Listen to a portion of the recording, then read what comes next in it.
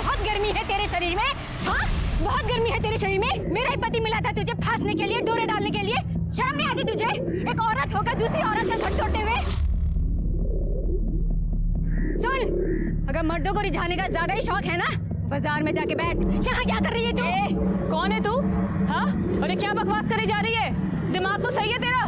सुन, मैं तुझे जानती तक नहीं हूँ। मैं तेरे जैसी दो टकी औरतों को ना बहुत अच्छे से जानती हूँ।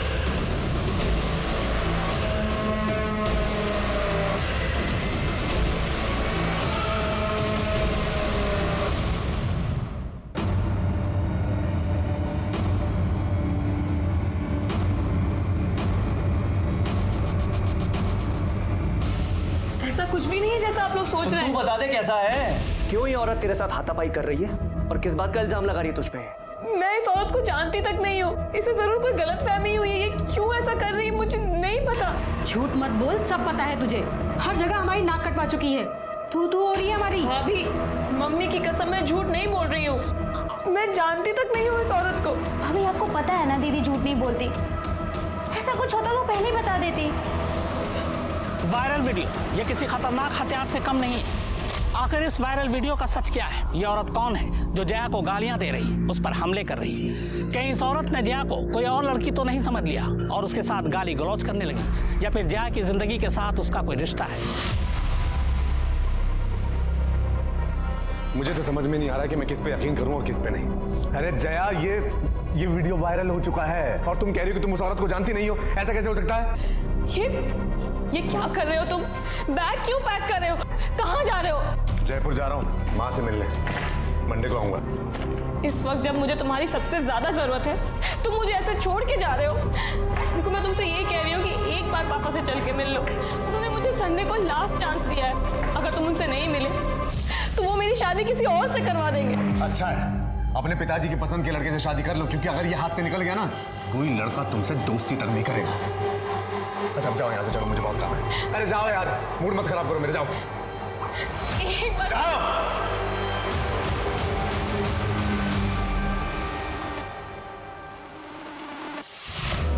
ये देखिए, ये आदमी किस बेरहमी से इस औरत को पीट रहा है। ये सीसीटीवी फुटेज जो आजकल चारों तरफ वायरल हो रहा है, इसे देखकर साफ अंदाजा लगाया जा सकता है कि औरतें आजकल खुद अपने घरों में कितनी महफूज हैं। इस शख्स के चेहरे को गौर से देखिए, इस पे हैवानियत और दरिंदगी साफ नजर आ रही है। हैरानी की बात ये है कि आदमी इस औरत का पति है।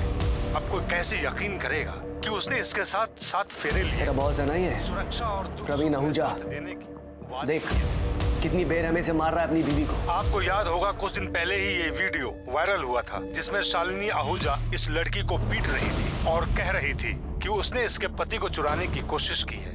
मतलब शालिनी को प्रवीण और उस लड़की के अफेयर का पता चल गया और उसने इसी गुस्से में जयपुर से दिल्ली आकर उस लड़की को मारा और वीडियो वायरल हो गया। ये वीडियो प्रवीण ने भी देखा। प्रवीण वीडियो देखकर गुस्से में जयपुर गया और सबक सिखाने के लिए अपनी पत्नी को जानवरों की तरह मारा। पर सवाल ये है कि वो लड़की जिसकी वजह से ये बवाल खड़ा हुआ, जिसने एक शादीशुदा आदमी से अफेयर चलाया और बसी बसाई गृहस्थी उजाड़ने की कोशिश की, उसे अपने किए पर जरा भी शर्म आई या नहीं? उसकी परवरिश कैसी होगी? कौन होंगे उन?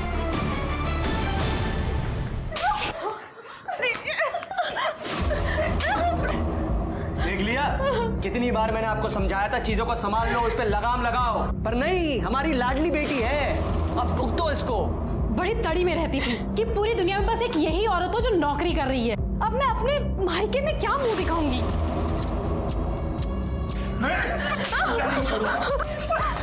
इस लड़की की वजह से हम समाज में मुंह दिखाने लायक नहीं रहे।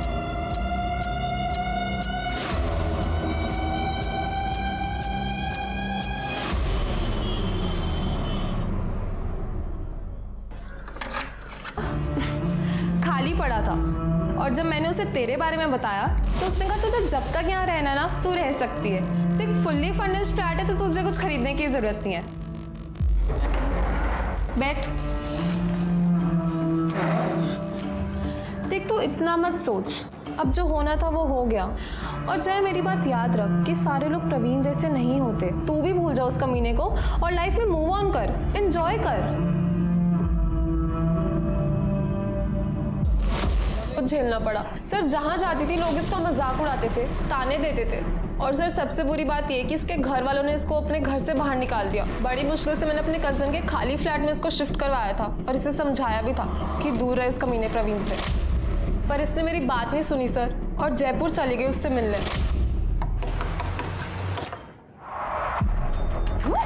इस वक्त क्या करने आई है यहाँ? मेरी गृहस्थी में कलेश डाल के तुझे चैन नहीं मिला जो अब यहाँ तक पहुँच गई? देखो, मेरी तुमसे कोई पर्सनल दुश्मनी नहीं है। मैं तुमसे बस एक रिक्वेस्ट कर रही हूँ, मुझे एक बार प्रवीण से मिलने दो। हे भगवान, ये तो बहुत ही बेशर्म औरत है। तेरी औकात दिखाती हूँ मैं अभी। तू आई कैसे यहाँ? क्या हो रहा है यहाँ? चल अंदर। तुझे छोड़ूंगी नहीं मैं। समझता क्या है तू? यहाँ तक आ गई? तेरी हिम्मत कैसे हुई यहाँ आने की? चल अंदर। और अब आवाज नहीं आनी चाहिए तेरी। आवाज? मैं चिल्लाऊंगी। छोड़ूंगी नहीं उस कमीनी को। क्या चाहिए? क्या लेने आई है यहाँ? सस्पेंड करवा दिया ना मुझे, अब क्या चाहिए? देखो, मैंने तुम्हें सस्पेंड नहीं करवाया है। तुम्हारे उस वायरल वीडियो की वजह से पूरे डिपार्टमेंट ने ये एक्शन लिया। हाँ तो तू भी अब एक्शन ले और निकल जाए यहाँ से, इससे पहले कि मैं गला दबा के तेरी जान से मार दूं, कट ले। हाँ, मार डालो। खोलो दरवाजा।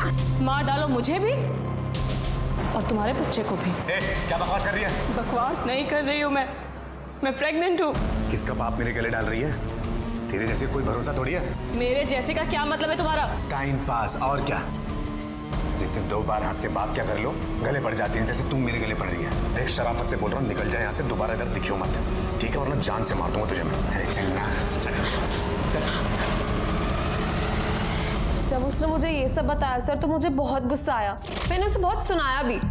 फिर जाके उसने मुझे प्रॉमिस किया कि वो प्रवीण से कभी बात नहीं करेगी।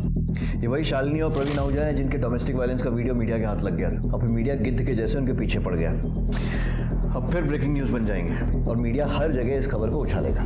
सर मुझे उससे कोई मतलब नहीं है। मैं बस आपसे ये रिक्वेस्ट कर रही हूँ कि आप प्लीज़ जया को ढूंढ दो। जया को आखिरी बार कब देखा था आपने? सर मिले हुए तो मुझे बहुत टाइम हो गया, पर मेरी लास्ट बात 28 तारीख को हुई थी। 29 तारीख को हम लंच पर जाने का सोच रहे थे, पर जब मैंने उसे फ़ोन किया तो उसने मेरा फ़ोन ही नहीं उठाया। सर फिर 30 तारीख को भी जब मेरी उससे पूरे दिन बात नहीं हुई तो 1 तारीख को मैं उसके घर गई। सर मेरे पास उसके घर की एक एक्स्ट्रा चाबी है। जया, सर जब मैंने दरवाज़ा खोला तो जया वहाँ पे नहीं थी। जया, पर उसका फ़ोन, लैपटॉप, पर्स सब वहीं पर था सर। मुझे लगा कहीं पास में गई होगी तो ले जाना भूल गई होगी। सर मैंने वहाँ पे बहुत इंतज़ार किया पर जया वापस आई ही नहीं।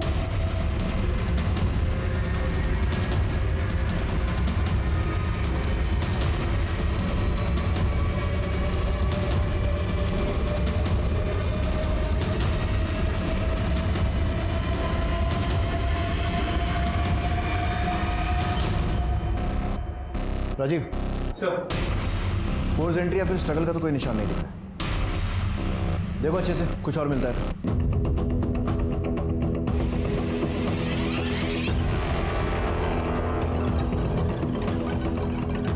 ये सीसीटीवी पहले से यही था? नहीं सर, ये जया ने शिफ्ट होने के कुछ दिन बाद ही लगवाया था अपनी सेफ्टी के लिए। ऑलरेडी उसके साथ इतना कुछ हो चुका था, फिर यहाँ वो अकेले रह रही थी, मुझे भी लगा होना चाहिए।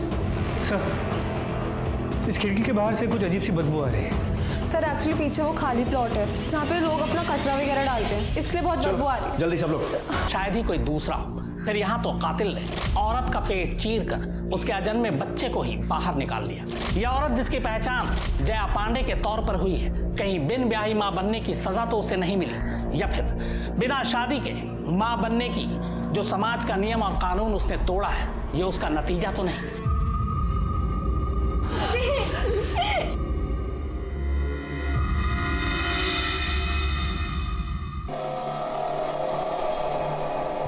इंस्पेक्टर साहब, हर माँ बाप की तरह हमने थोड़ी सख्ती की थी उसके साथ, पर ये तो सब उसकी भलाई के लिए था ना। कितनी बार समझाया था उसे, पर नहीं मानी। घूम रही थी उस कमीने शादीशुदा इंसान के पीछे। उस कमीने ने इसकी जिंदगी बर्बाद तो कर ही दी थी, अब जान भी चली गई। आपका कहने का मतलब है कि जया की मौत में प्रवीण आहूजा का हाथ है? सिर्फ हाथ नहीं है सर, उसी ने मारा इसे। रोज घर वालों से लड़के उसके लिए टिफिन लेके जाती थी, खाना खिलाती थी उसे। देखिए अब क्या कर दिया। सांप को दूध पिलाया, सांप ने ही डस लिया। आप लोगों को पता था कि जया प्रेग्नेंट है।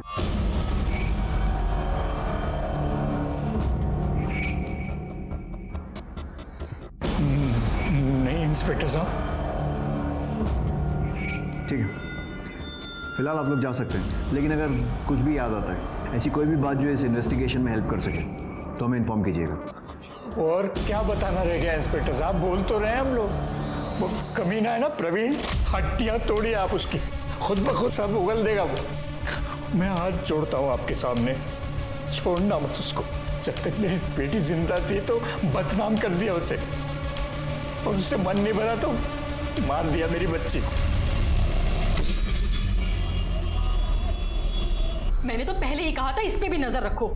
जो कसर उसने छोड़ दी है ना, कहीं ये वो पूरी ना कर दे। देखा नहीं था जब पुलिस वालों के सामने रो रही थी तो वो लोग हमें कैसे देख रहे थे? वो तो नाक कटवा के गई है, ये तो पूरे परिवार को जेल भिजवा के मानेगी।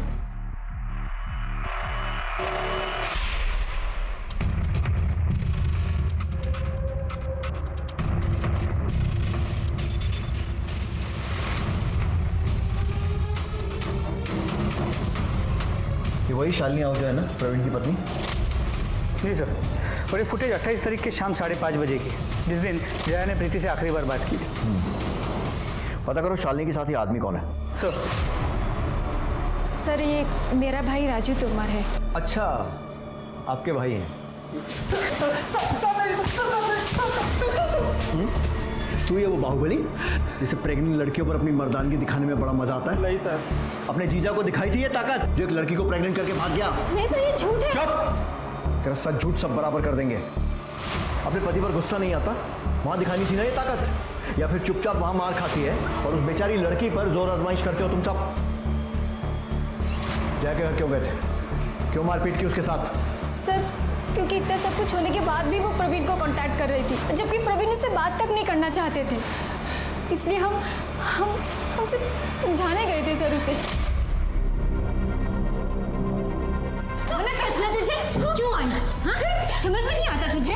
हाँ? छोड़ो, समझ में नहीं आता। मना किया था तुझे जेल के 5 साल से। हाँ, मना किया था ना। सुन, दोबारा आई ना, अच्छा नहीं होगा, मार डालूंगी मैं तुझे। समझ में आई बात? इसे समझाना कहते हैं, ठीक है? दामिनी, इन्हें इनकी भाषा में कुछ समझाओ। सर नहीं। बस आया समझ में? और अब तेरी समझने की बात। बहुत मजा आता है ना तुझे लड़कियों के कपड़े फाड़ने में, विकास? जैसे इसने जया के कपड़े फाड़े थे ना, एक एक कपड़ा फाड़ा इसने। नहीं सर गलती हो गई सर। सर बहन का सोच के गुस्सा आ गया था सर। तो इसके साथ वापस आ गया था ना? फिर दोबारा कब गया था जया के घर मारने के लिए उसे? बाहर कैसे बुलाया उसे? सर मैं सिर्फ एक ही बार गया था दीदी के साथ। सर मैंने उसे नहीं मारा सर, सिर्फ मैं एक बार समझाने गया था सर। फिर से समझाने? सर धमकी देने गया था सर, बस उसे ये कहने गया था कि जीजा जी से दूर रहे सर। पर सर मैंने उसे नहीं मारा सर, सच में। पढ़ा लेंगे उसको यहीं, मॉलेस्टेशन का केस बनाओ। मॉलेस्टेशन? सर आप ऐसा नहीं कर सकते सर। दामिनी, समझाओ इसे कैसे कर सकते हैं। Sir please sir. हाँ राजीव, कुछ और मिला? जी सर, ये देखिए सर, 28 तारीख जिस दिन शालिनी और उसका भाई जया के घर गए थे, उसी रात 11 बजे की ये फुटेज है सर। यहाँ पे प्रवीण जया के साथ मारपीट करते हुए दिखाई दे रहे हैं।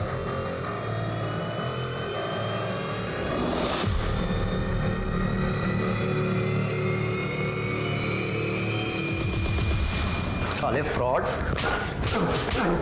सस्पेंड होकर चैन नहीं पड़ा जो मर्डर करके जेल जाने की तैयारी कर रहा है। पहले उस लड़की को फंसाया, फिर उसको प्रेग्नेंट किया और फिर उसका मर्डर कर दिया, और उसको तो मारा ही, उसका पेट चीरकर उस बच्चे को भी मार दिया। अरे सर, जैसा आप बोल रहे हैं मैंने वैसा कुछ नहीं किया है। क्यों गया था उसके घर? क्योंकि उसने मेरा जीना हराम कर दिया था ये बोल बोल के वो प्रेग्नेंट है और उसके पेट में जो बच्चा है वो मेरा है, जबकि ऐसा पॉसिबल ही नहीं है सर। हमने जब भी सेक्स किया हमने प्रोटेक्शन यूज किया है। पता नहीं किसका पाप मेरे गले बांध रही थी, और तूने उसके पेट पर लात मार के उस पाप को मिटा दिया। अरे सर मैंने अपना पाँव जरूर उठाया था, लेकिन लात उसके पेट पर नहीं, मैंने जमीन पर पटकी थी। मैं सच बोल रहा हूँ, आप मेरा यकीन क्यों नहीं कर रहे हैं? मैंने कुछ नहीं किया।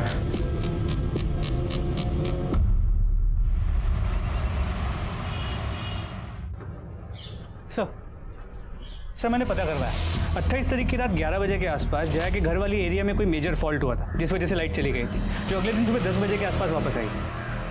मतलब सीसीटीवी लाइट जाने के कारण बंद हुआ था। मलिक, हमारे पास और कोई तरीका नहीं अब ये पता करने का कि प्रवीण के जया के पेट में लात मारने के बाद क्या हुआ। क्योंकि उसके हिसाब से तो वो अपने घर चला गया था और सुबह तक वहीं था। लाइट आने के बाद के सीसीटीवी में कुछ मिला? नहीं सर, 29 तारीख को सुबह लाइट आने के बाद से जया के घर पे कोई नहीं आया था, घर खाली ही था। 1 अक्टूबर की सुबह 11 बजे के आसपास प्रीति वहाँ आई थी, शायद जया को ढूंढते हुए, और उसके बाद कुछ देर बाद वहाँ से वो चली गई। मतलब जया 28 तारीख की रात को और 29 तारीख की सुबह 11 बजे के बीच में ही अपने घर से निकली थी। सर ये देखिए सर, यही फुटेज शालिनी उसके भाई और प्रवीण के आने से पहले दोपहर 3 बजे की है। सर इसमें जया के चेहरे पर मारपीट के निशान है। इसका मतलब कोई और भी है जो जया के साथ मारपीट करता था। प्रीति ने बताया था कि जया की फैमिली भी उसके साथ मिसबिहेव करती थी। कहीं ऐसा तो नहीं है कि उसके खुद के माँ बाप के घर में ये सब हुआ? जी सर, मैंने मॉर्ग में भी नोटिस तो किया था। जया की माँ ने जया का चेहरा देखने के बाद इमीडिएटली मनोज का चेहरा देखा था, एज इफ मनोज ने उसे मारा। हेलो सर, मैं मानसी पांडे बोल रही हूँ, जया पांडे की छोटी बहन। सर मुझे आपको कुछ बताना है। सर मैं पुलिस स्टेशन नहीं आ सकती। सर हम कहीं बाहर मिल सकते हैं क्या? ठीक है। बल्कि दीदी को शादी का झूठा प्रॉमिस भी किया था और वो आदमी झूठे वादे करके उन्हें बदनाम करके भाग गया। और तुम्हारी फैमिली ने क्या किया? जया को सपोर्ट किया? सपोर्ट? बाहर वालों से भी ज़्यादा जीना हराम कर दिया था उन लोगों ने। पापा हमारी फीलिंग्स कभी नहीं समझते थे, और मनोज भैया वो तो हमेशा दीदी से किल से रहते थे, क्योंकि भैया को बर्दाश्त ही नहीं था कि दीदी की सैलरी उनसे ज़्यादा है और वो घर खर्च के लिए पैसे भी नहीं देती। इसकी वजह भी पापा ही हैं, क्योंकि वो लड़कियों की कमाई खाना ही नहीं चाहते थे। और तुम्हारी माँ और भाभी? हाँ बेचारी की चलती कहाँ है। और भाभी वो तो हमेशा ही आग में घी डालने का काम करती हैं। जब दीदी का वीडियो वायरल हुआ था, पापा भैया भाभी इन लोगों ने दीदी का जीना हराम कर दिया था। तरस खाम पे और नहीं झेल सकते तुझे, निकल मेरे घर से। पापा मैं कहाँ जाऊंगी? तू तो कहीं भी जा सकती है ना। तेरे जैसी चंट लड़कियों के लिए दुनिया में कोई कमी है क्या? जा ढूंढ ले फिर से कोई शादीशुदा आदमी। पापा मैं कहाँ जाऊंगी?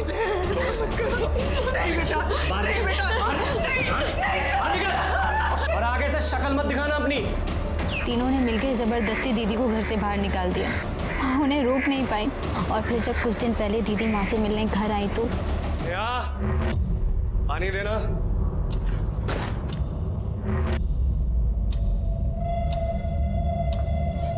फिर आ गई तुम, फिर आ गई तुम।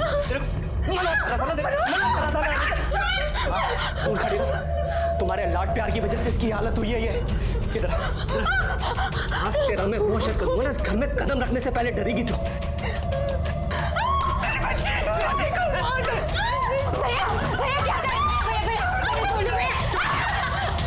तेरी भी हड्डी बच्चे कर दूंगा मैं। सर भैया ने मुझे भी धमकी दी है कि मैंने अगर आप लोगों को कुछ भी बताया तो वो मुझे जान से मार डालेंगे। मुझे तो लगता है दीदी के मर्डर में मेरी फैमिली का हाथ है। उन्होंने ही जया दीदी को मारा है। जया की किसी लड़के से बात पक्की हुई थी ना? आदित्य वर्षिणी नाम है उसका, गुरुग्राम में रहता है, इरिगेशन डिपार्टमेंट में काम करता है। सर बहुत ही अजीब आदमी है, दीदी से शादी करने के लिए मरा जा रहा था। तुझे मना करा था ना, पुलिस के पास नहीं जाना है। मैंने तो पहले ही कहा था इस पे नजर रखो, ये हमें जेल भिजवाए बिना नहीं मानेगी। बोल, अब जाएगी पुलिस के पास? जाएगी? अब जाएगी?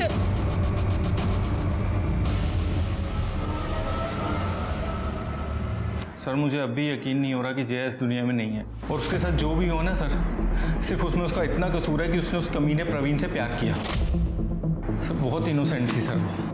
और तू कैसा है? सिर्फ अच्छा ही है या इनोसेंट भी है? क्योंकि आजकल के जमाने में तेरे जैसे लड़के मिलना बहुत मुश्किल है, जो सब जानते हुए भी शादी करने के लिए तैयार हो गए। सर मैं वैसा इंसान नहीं हूँ कि किसी को दूसरा चांस ना दूं अगर उससे कुछ गलती हो जाए, और यहाँ पे तो जया की गलती भी नहीं थी ना सर। 28 सितंबर की शाम से 30 सितंबर की सुबह तक कहाँ था? मैं गुरुग्राम में था सर, अपने घर पे। प्रूफ दे सकता है? प्रूफ कहाँ से लाऊं सर? मुझे पता थोड़ा ना था प्रूफ देना पड़ेगा। पता होता तो मैं रखता किसी को अपने साथ प्रूफ के लिए। इनोसेंट होने के साथ साथ स्मार्ट भी है। किसी पर शक है जो जया के साथ ऐसा कर सकता है? शक नहीं सर, मुझे पूरा यकीन है प्रवीण आहूजा पे। उसने उसको यूज किया और फिर पीछा छुड़ाने के लिए उसका मर्डर कर दिया। तू भी तो हो सकता है। प्रवीण से पीछा छुड़ाना पड़ रहा था क्योंकि जया उसके प्यार में पागल थी, और तू भी जया के प्यार में पागल था, और तेरे से ये बात बर्दाश्त नहीं हुई कि जया तुझे छोड़कर प्रवीण के पास जा रही थी, तो तूने उसे मार दिया, है ना? नहीं सर, मैं उसके साथ ज़बरदस्ती नहीं करना चाहता था, उसकी मर्जी के साथ उससे शादी करना चाहता था, और मुझे किसी बात की जल्दी नहीं थी। मैं वेट करने के लिए भी तैयार था। मुझे लगा था कि एक ना एक दिन उसको मेरे प्यार की अहमियत समझ आएगी और वो खुद मेरे पास चल के आ जाएगी। Thank you sir. राजीव, जल्द से जल्द इस महान आशिक के सारे कॉल रिकॉर्ड्स और mobile location निकलवाओ। Sir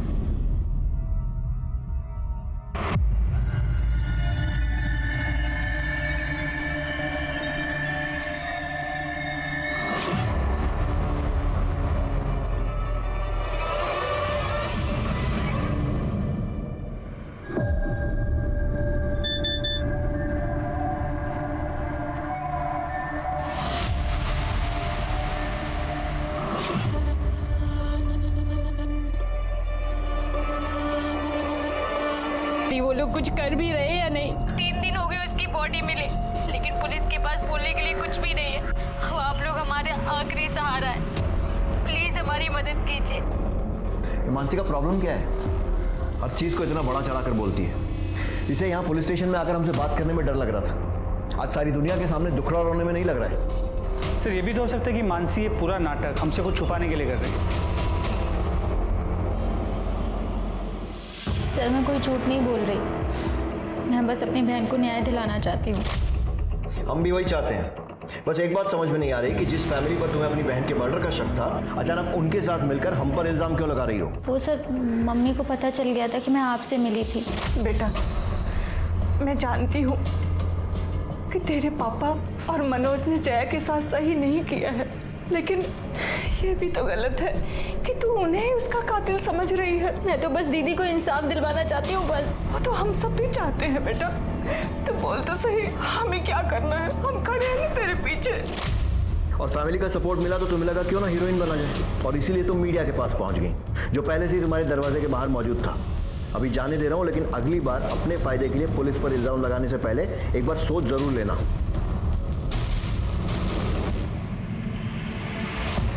sir postmortem report के मुताबिक जया की मौत 29 तारीख के सुबह 5 और 7 बजे के बीच चाकू के वार की वजह से हुई। उसके पेट में जो फीटस था वो 4 महीने का था। फीटस का डीएनए प्रवीण के डीएनए के साथ मैच करने के लिए भेज दिया। सर 28 तारीख की रात आदित्य की मोबाइल के लोकेशन जया के घर के पास की दिख रही है। राजीव, उठाओ इस आशिक को, इसका इनोसेंस निकालने का टाइम आ गया है।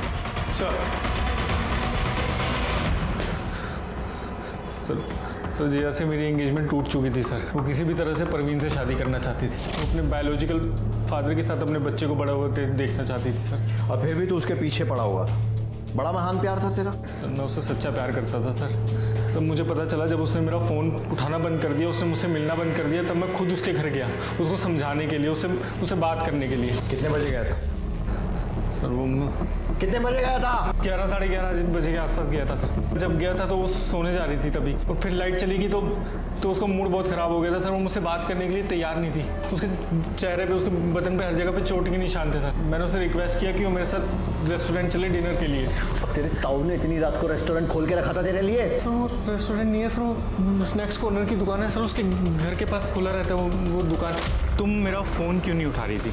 आदित्य, तुम्हें ये बात समझ में नहीं आती है क्या? मैं तुमसे नहीं, मैं प्रवीण से प्यार करती हूँ। उसने तुम्हारा ये हाल किया, उसके बाद भी तुम ये बात मुझे कह रही है? हाँ, क्योंकि वो मेरे होने वाले बच्चे का बाप है। और तुमको नहीं लगता कि मैं ज़्यादा अच्छा ऑप्शन हूँ तुम्हारे इस होने वाले बच्चे के लिए? क्योंकि मैं एटलीस्ट इंसान को इंसान तो समझता हूँ, तो तुम्हारे बच्चे को तुम अपना बच्चा समझ के उससे प्यार करूँगा। मैं सच कह रहा हूँ, मैं तुमसे बहुत प्यार करता हूँ। मैं सच में, मैं कुछ भी करूँगा तुम्हारे लिए। प्लीज़ सोच क्या रही हो? मेरी बात सुन तो लो, मान लो मेरी बात। क्या जवाब दिया उसने? जवाब तो कुछ नहीं दिया सर, पर मैं खुश था सर। एटलीस्ट उसने मुझे मना नहीं किया था सर। उसके बाद मैंने उसको घर छोड़ा और मैं अपने घर चला गया। तो उसको ऐसी हालत में अकेला छोड़कर घर चला गया? तो मैं जाना नहीं चाहता था, उसने ही मुझे बोला। सर ये देखिए इसके फ़ोन में क्या मिला है।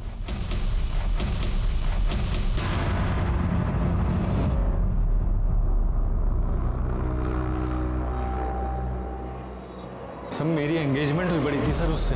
मैं शादी करना चाहता था, प्यार करना चाहता था ना उससे सर। मुझे नहीं लगता कि इसमें कुछ बुरी बात थी सर। बुरी बात यह है कि तू लगातार हमसे झूठ बोल रहा है। पहले बोला कि जया के घर गया नहीं, फिर बोला गया था लेकिन बाद में अपने घर चला गया था, जबकि मोबाइल लोकेशन से साफ दिख रहा है कि 29 सितंबर को सुबह 5 बजे तक तू जया के घर के आसपास था। तू खुद बताएगा या मैं उगलवाऊं? सर मैं बताता हूँ सर उस दिन जब मैं निकला घर के लिए तो मैंने देखा कि मेरी 2 व्हीलर का टायर पंचर हो गया और इतनी रात में कोई दुकान भी खुली नहीं मिली, तो मैं जया को बिना बताए उसके घर के बाहर ही सो गया। तो सुबह 5 बजे उठ के मैंने सबसे पहले पंचर वाले को ही ढूंढा सर, और पंचर बनवाने के बाद मैं गुरुग्राम पहुंच गया 8:30-9 बजे तक सर। फिर झूठ बोल रहा है ना? सर नहीं, कोई पंचर नहीं हुआ था तेरी गाड़ी का।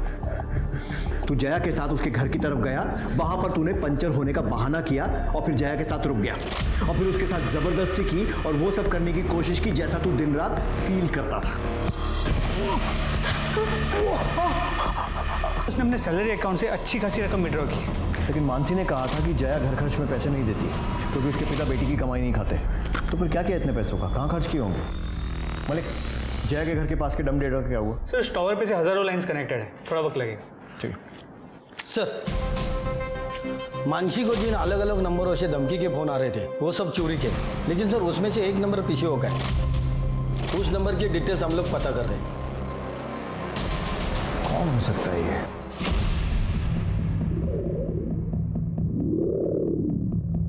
मलिक 70s की फिल्मों का प्लॉट नहीं लग रहा है ये।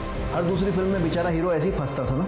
अब समझ में आ रहा है तेरी सोच इतनी घटिया क्यों है। मानसी के अटेम्प्ट टू मर्डर में इसको अरेस्ट करो और लेकर जाओ। सर मैंने नहीं मारा उसे। सर मेरी बात। इस केस में एक के बाद एक नए और ड्रामेटिक खुलासे हो रहे थे। मानसी की जान बच गई थी, वो हॉस्पिटल में थी, और इधर पुलिस ने उस पीसीओ की लोकेशन पता कर ली थी जहां से मानसी को धमकी भरा फोन आया था। ये पीसीओ मनोज के ऑफिस के ठीक सामने था। तो क्या मनोज खुद ही अपनी बहन को धमकी दे रहा था?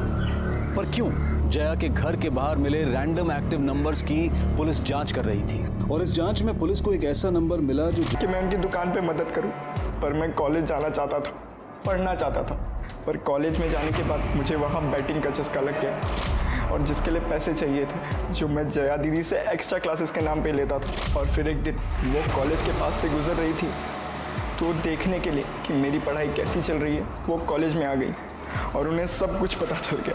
इतनी मुश्किल से तुम्हें ये मौका मिला है और तुम वो मौका ये जुए और बैटिंग में गंवा रहे हो और मुझसे झूठ बोलकर पैसे ले रहे हो। सॉरी दीदी, प्लीज़ माफ़ कर दो, दोबारा नहीं होगा। दोबारा कुछ नहीं होगा, और आज के बाद से मैं तुम्हें कोई पैसे नहीं देने वाली हूँ। और जितने पैसे तुमने मुझसे पढ़ाई के नाम पर झूठ बोल कर लिए हैं ना, वो मुझे 10 दिनों के अंदर वापस चाहिए, नहीं तो तुम्हारे पापा को मैं सब कुछ सच बता दूंगी। मैं बहुत डर गया था कि अगर जया दीदी ने पापा को ये सब बता दिया तो मुझे बहुत मार पड़ेगी और मुझे उनके साथ बैठ के कपड़े सिलने पड़ेंगे। और 28 तारीख को 10 दिन पूरे होने वाले थे। मेरे पास 1 रुपया भी नहीं था दीदी को देने के लिए। और फिर 29 तारीख के सुबह 5:30 बजे मैं दीदी के घर के इधर चला गया। उस वक्त उस एरिया की लाइट नहीं थी, बहुत अंधेरा था। हरीश, तुम इस वक्त यहाँ क्या कर रहे हो? दीदी वो आपके पैसे इस वक्त दो। शिट, मैं पर्स तो अपनी गाड़ी की डिक्की में ही भूल गया। आप एक काम करो, आप मेरे साथ आओ, मैं आपको पर्स दे दूंगा और फिर मैं वहीं से निकल जाऊंगा। देखो, तुम जाके पैसे लेके आओ, मैं नहीं आने वाली हूँ बाहर।